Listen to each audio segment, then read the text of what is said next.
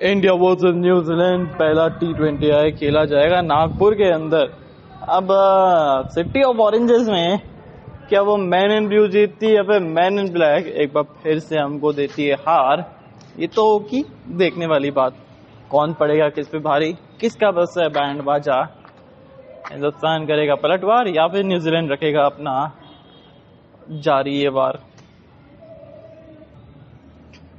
You are listening Podbean presents #AskTavish in association with Cricket Canon and Cricket Circle में आप सभी का हाथ जोड़ के स्वागत है जी, स्वागत है #AskTavish के एपिसोड में स्वागत है। अब बात करते हैं थोड़ा सा इंडिया वर्सेस न्यूजीलैंड के T20 आई के बारे में जो खेला जाएगा आज नागपुर के अंदर।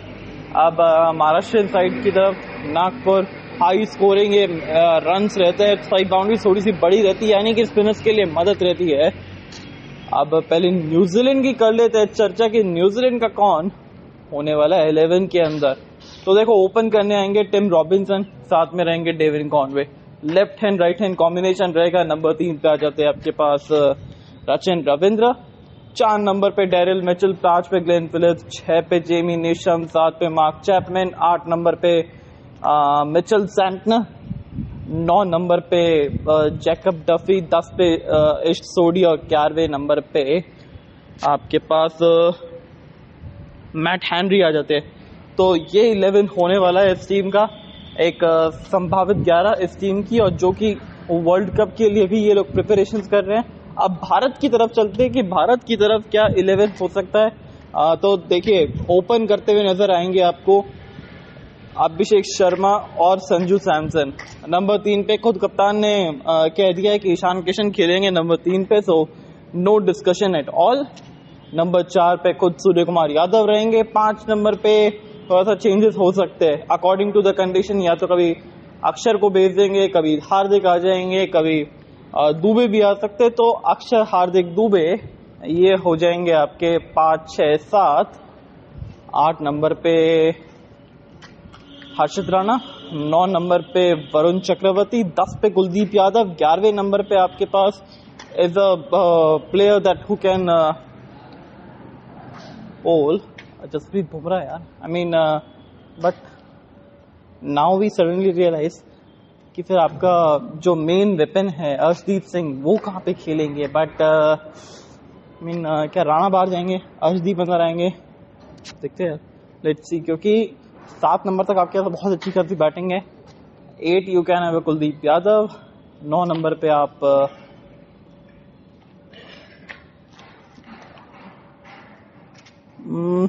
9 नंबर पे आप वरुण चक्रवर्ती को लेके जाएंगे। 10 पे आप बुमराह को लेके आएंगे। 11वें नंबर पे आप फिर आपके पास अर्शदीप सिंह ही बचते हैं, फिर Harshit Rana, this is a toss up between them, but Arshdeep will go ahead. Might भी शायद एक ही स्पिनर के साथ खेले भारत, कोई भरोसा नहीं, क्योंकि नागपुर है, स्पिन इतना मिलेगा नहीं। साइड बाउंड्री हालांकि थोड़ी सी बड़ी रहेगी, and Kuldeep is not looking in a good form too, तो फिर बात करनी पड़ेगी बॉस। तो ये तो हो गई दोनों टीमों का प्रॉबेबली प्लेइंग 11। अब बात करते हैं दोनों टीमों के स्ट्रेंथ एंड वीकनेस पे। तो फिर स्ट्रेंथ एंड वीकनेस क्या कहता है दोनों टीमों का। देखिए पहले न्यूजीलैंड की करते हैं बात कि न्यूजीलैंड का क्या स्ट्रेंथ है और वीकनेस है। देखो न्यूजीलैंड का स्ट्रेंथ और वीकनेस अगर देखें तो न्यूजीलैंड का स्ट्रेंथ में आती है इस टीम की बैटिंग है इस टीम के पास। टिम रॉबिन्सन जो कि एक नए वेपन होने वाला है जो हमको थोड़ा सा तंग कर सकता है। साथ में आपके पास डेविन कॉनवे मिल जाएगा जिनका वनडे सीरीज इतना अच्छा नहीं गया, but he can do a lot of damages out there. उसके साथ साथ आते हैं आपके पास Rachin Ravindra, we all know his capabilities. उसके बाद रचिन रविंद्र के बाद डेरिल मिचेल, ग्लेन फिलिप्स, बहुत सारी प्लेंटी ऑफ ऑप्शंस। पर ये बैटिंग इस टीम की बहुत तगड़ी है। बैटिंग नंबर 8, 9 तक है इस टीम के पास, तो फिर इस चीज से बच के रहना पड़ेगा। देन दूसरा स्ट्रेंथ क्या है न्यूजीलैंड का, तो दूसरा स्ट्रेंथ अगर देखा जाए तो इस टीम का बॉलिंग, स्पिन बॉलिंग का, क्योंकि there were lot of options. Rachin Ravindra, Ish Sodhi, Mitchell Santner, Glenn Phillips, तो वो स्पिन की गेंदबाजी के विकल्प है। तीसरा इस टीम की फील्डिंग, जो कि हमेशा से एक पॉजिटिव साइड में रही है। अब अगर वीकनेस की बात करें न्यूजीलैंड की, तो फिर वीकनेस के अंदर आपको नजर आते हैं,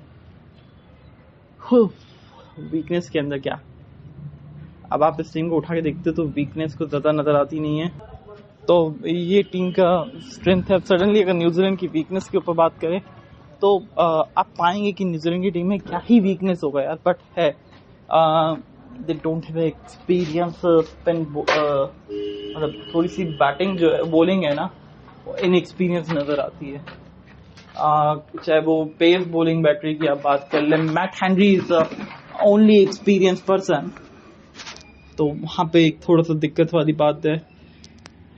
You can't rely on Jimmy Neesham, you can't rely on Jacob Duffy too, so pace bowling थोड़ी सी एक चिंताजनक बात है।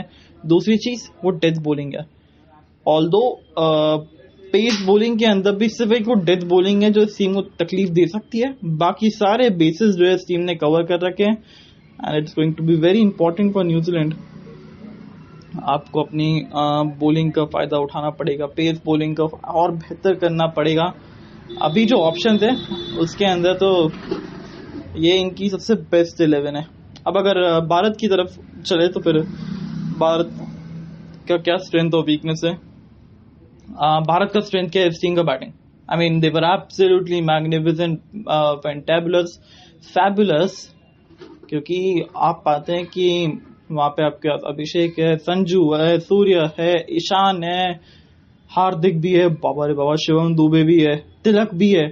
तो आप चाहते हैं कि बैटिंग बहुत जबरदस्त है आपकी, कम से कम 200 रन बनाती है टीम, और ये तो बहुत बड़ा स्ट्रेंथ है। दूसरा स्ट्रेंथ इस टीम की बॉलिंग है, स्पिन बॉलिंग और फास्ट बॉलिंग दोनों।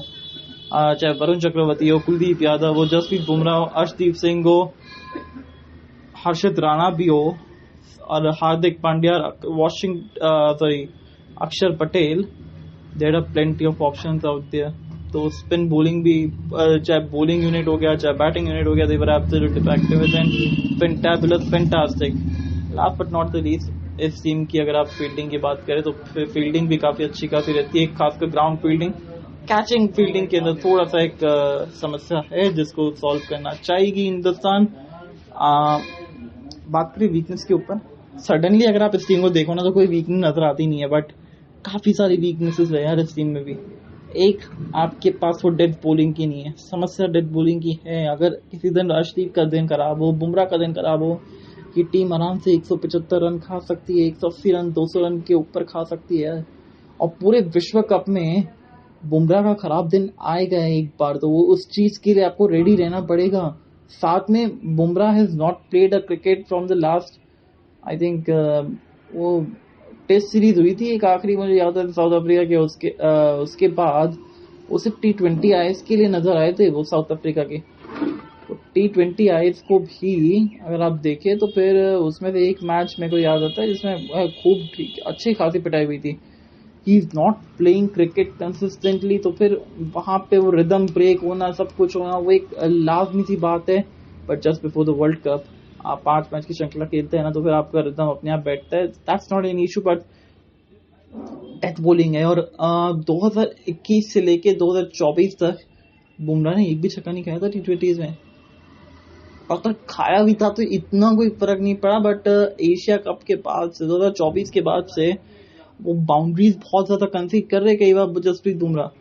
ऐसा लग रहा है कि शायद बल्लेबाजों ने उनको डिकोड कर लिया है, या फिर हो जाता है कई बार, but they need to solve this problem at all, क्योंकि we can't take Bumrah as for granted. तो फिर ये चीज को ध्यान रखना पड़ेगा। डेथ बॉलिंग एक बहुत बड़ी समस्या है इस टीम के पास, डेथ बॉलर्स की कमी है जो कि इस टीम को सॉल्व करनी पड़ेगी। कभी अर्शदीप नहीं चले, कभी बुमराह का दिन खराब हो, दोनों का साथ में दिन खराब होना, आपके लेने के देने पड़ सकते हैं। क्योंकि कई बार आपके पास दिन आएगा कि जो ऊपर से विकेट नहीं गिरी, पर आपने 2 ओवर अपने अर्शदीप के करवा लिए, 2 ओवर आपने करवा लिए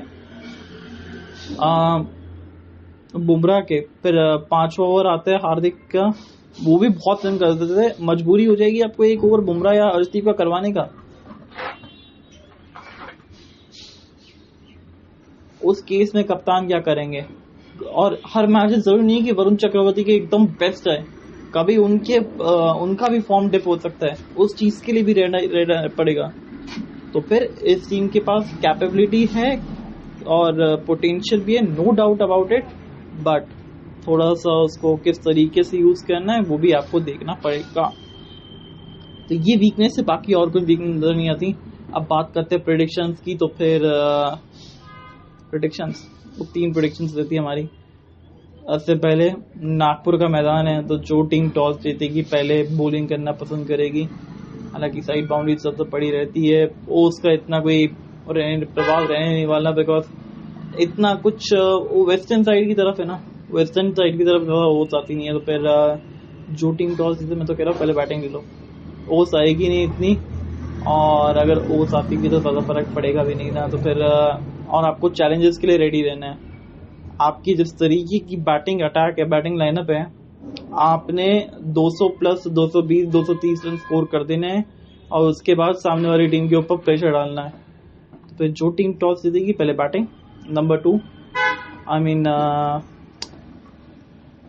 200 प्लस का स्कोर लग रहा है, बट मैं कहूँगा 170 से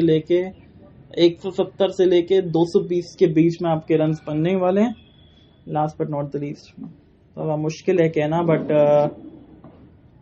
लेट्स सी, देखते हैं कौन जीतेगा। बट मैं तो एक ही चीज जानता हूँ कि वो टीम जीत रही है जो अपने नर्व्स को कंट्रोल कर सके। तो फिर वो कौन सी टीम होगी, ये देखने वाली बात है, जो अपने नर्व्स को कंट्रोल कर सकती है।